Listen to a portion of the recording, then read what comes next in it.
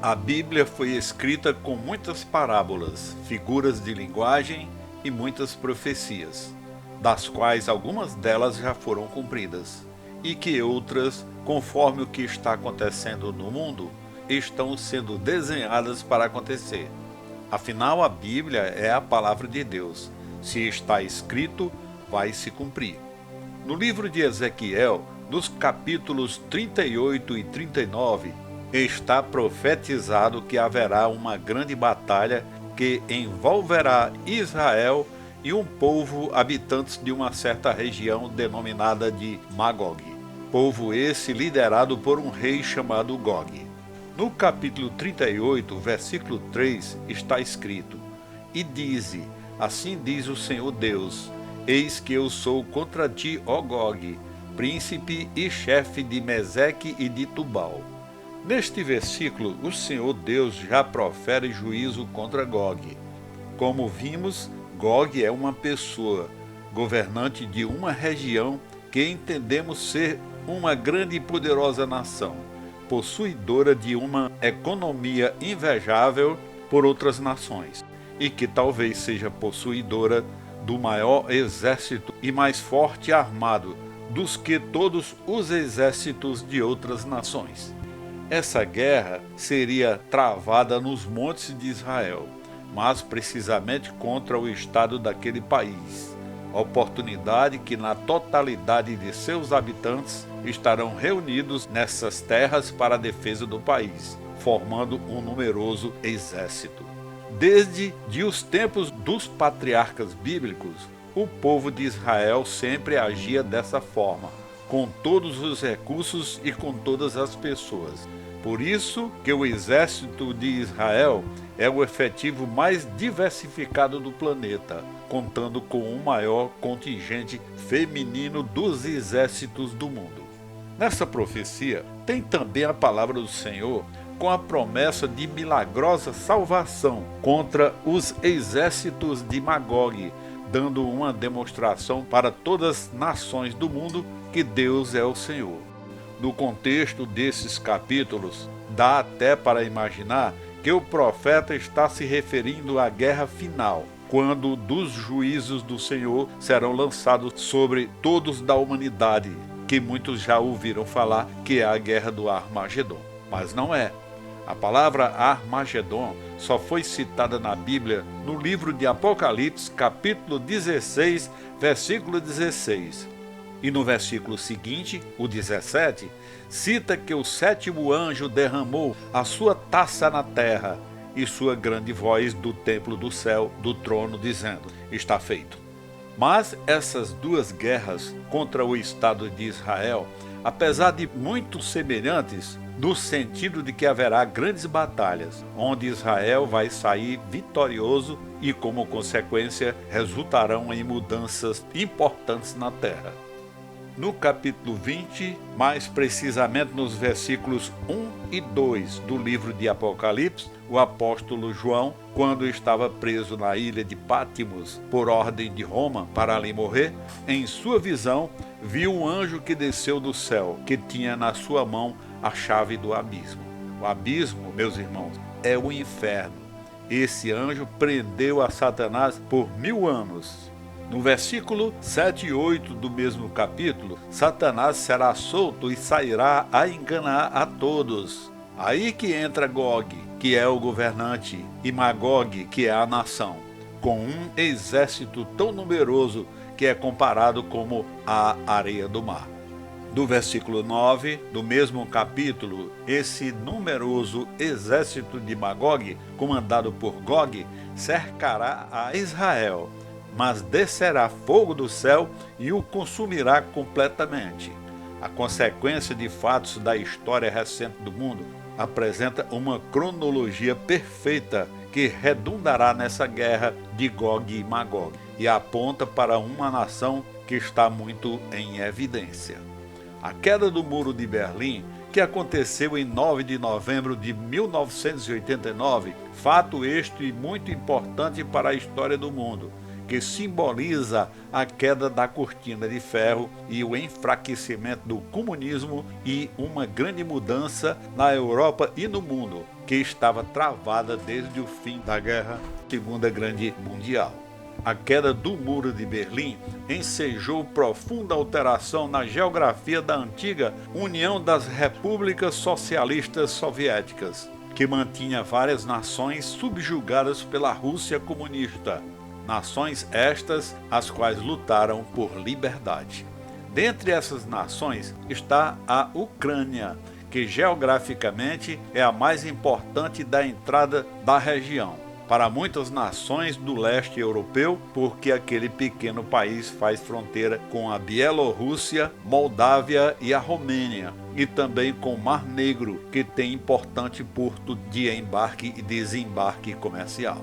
Outro fato marcante para fazer paralelo com o que estamos falando, em 4 de abril de 1949. Ou seja, alguns anos após o fim da Segunda Grande Guerra Mundial, foi assinado um tratado denominado de OTAN, Organização do Tratado do Atlântico Norte, que consiste o sistema de defesa coletiva entre os seus membros, que acordaram em defesa mútua contra a ameaça feita a seus territórios e políticas.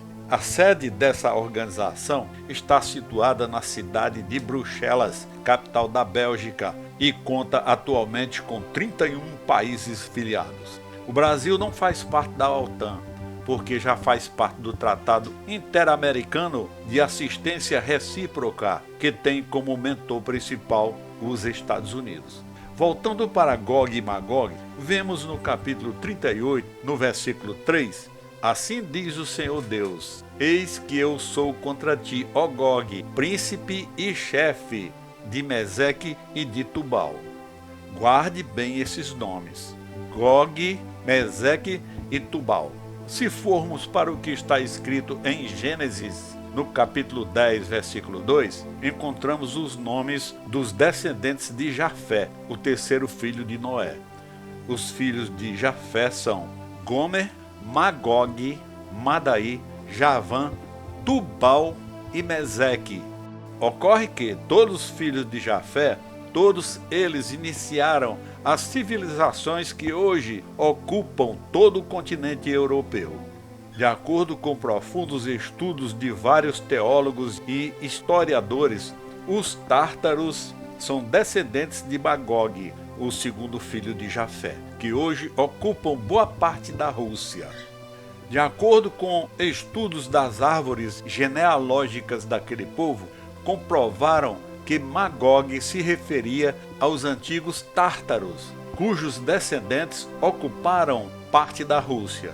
Nessa mesma região, ainda hoje são chamados demogaguitas, porque foi habitado inicialmente pelos descendentes de Magog, filho de Jafé. Se formos para Gênesis, capítulo 46, versículo 21, tem a relação dos filhos de Benjamim, aparece o nome de Ruz. Esse filho de Benjamim, em Ezequiel, capítulo 38, versículo 3, é chamado de Gog, que deu o nome à região de Magog. No grego moderno, Ruz se refere à Rússia desde o século X depois de Cristo. Alguns escritores bizantinos se referiam a esse personagem como Roshi e não Ruz, que deu origem ao povo que habitavam as margens do rio Volga, que é um dos mais importantes da Rússia. Neste confronto que ocorrerá, que entendemos entre a Rússia e Israel, conforme a profecia relatada por Ezequiel.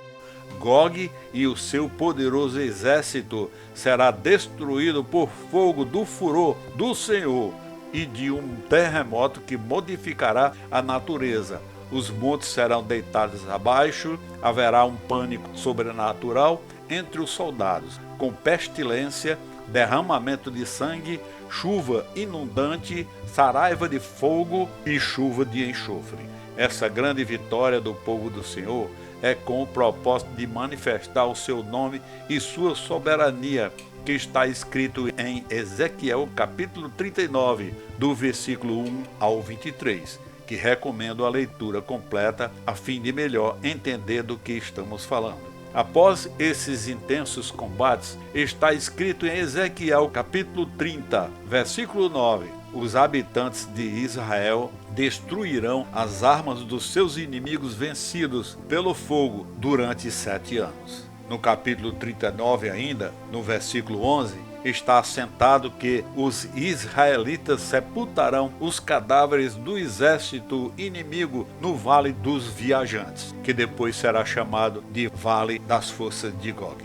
Depois disso, nunca mais haverá paz no mundo, até o surgimento do anticristo, que proporá um acordo de paz que durante 3 anos e meio dará certo. Depois desse período, vem o princípio das dores. No capítulo 4 do livro de Mateus, está escrito os acontecimentos que antecederão no final dos tempos: rumores de guerra, nação contra nação, fomes, pestes, terremotos e etc. Conforme a opinião dos especialistas, mentores da Organização Mundial da Saúde, em cada 3 pessoas que vivem atualmente no mundo, uma está bem alimentada, a segunda é mal alimentada, enquanto que a última já passa fome. Dizem até que a fome, no período da pandemia Covid-19, matou mais do que a própria doença. Observe que durante a pandemia, muitos políticos se promoveram em cima dos cuidados e vacinação contra esta doença. Como vimos, Israel enfrentará uma guerra contra Gog e Magog, que, conforme alguns textos do livro de Ezequiel, já até dar para saber quem é essa poderosa nação, com um numeroso exército. Na verdade, nunca existiu paz entre os povos. Paz não é apenas a ausência de guerras, enquanto que o ser humano tiver o firme propósito de defender os seus interesses, embora que avilte os direitos dos outros, então não haverá paz. É apenas ausência de conflito armado. Por fim, se lermos o que está em Apocalipse capítulo 28, no versículo 8, tem mais uma referência a Gog e Magog, com a sua última investida contra aqueles que confessaram que Jesus é o seu Salvador, e que diz assim: e sairá a enganar as nações que estão nos 4 cantos da terra, Gog e Magog, cujo número é como a areia do mar, a fim de ajuntá-las para a batalha. Aqui o profeta está se referindo a Satanás, que será solto no final dos 1000 anos do reinado de Jesus, e quando for solto, enganará as nações, que marchará contra Jerusalém, sede do governo mundial do Senhor Jesus Cristo.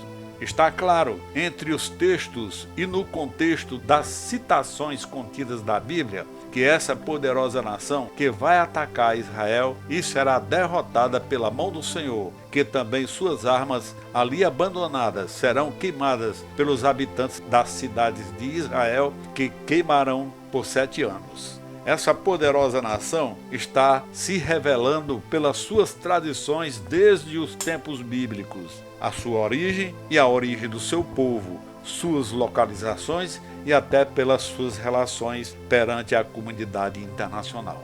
Na realidade, eu estou falando da Rússia comunista.